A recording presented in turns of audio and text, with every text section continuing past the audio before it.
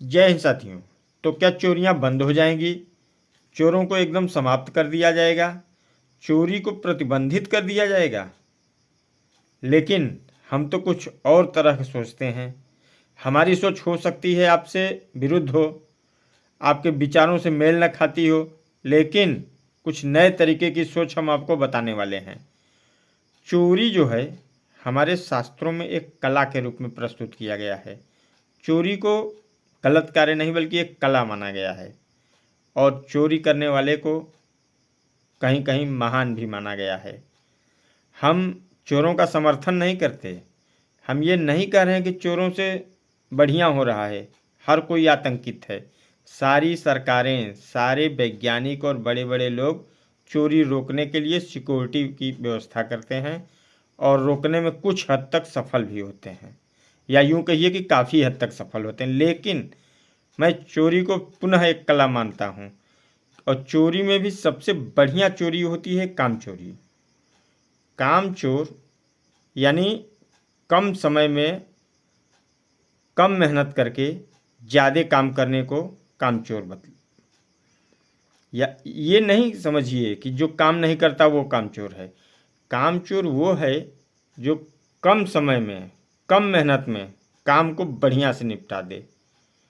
और मैं समझता हूँ दुनिया में जितनी भी तकनीकें आई हैं, जितने भी खोज हुए, या जितनी नई नई चीज़ें भविष्य में ईजाद होंगी, वो सब सिर्फ इसलिए कि मेहनत कम करनी पड़े।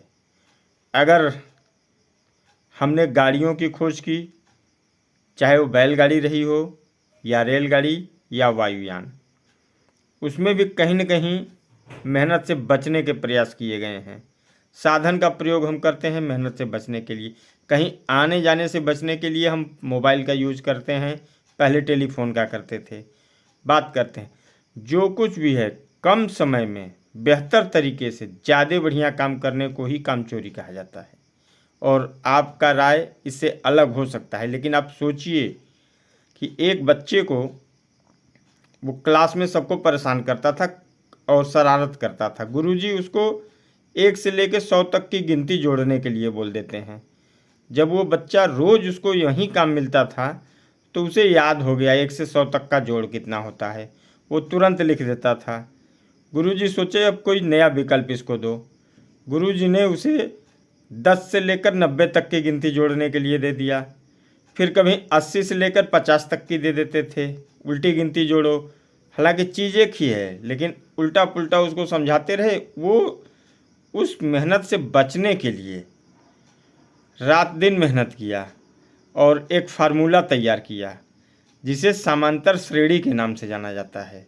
उसी फार्मूले से उसने फिर धड़ाधड़ कितने भी बड़े अंक आप दें, जोड़ा जा सकता है। गणित भी हम फार्मूले का प्रयोग इसीलिए करते हैं कि हमें कम मेहनत करनी पड़े, ट्रिक से हम सही आंसर जान सकें। तो साथियों, चोरों, कामचोरों या आलसियों ने बहुत बड़े बड़े इजाद किए हैं। उन्हें तिरस्कृत मत कीजिए, लेकिन चोरी को बढ़ावा भी मत दीजिए। चोरी का काम गलत है, लेकिन अगर सही तरीके से आप समय की चोरी करना चाहते हैं तो वो बहुत उत्तम है। जय हिंद साथियों।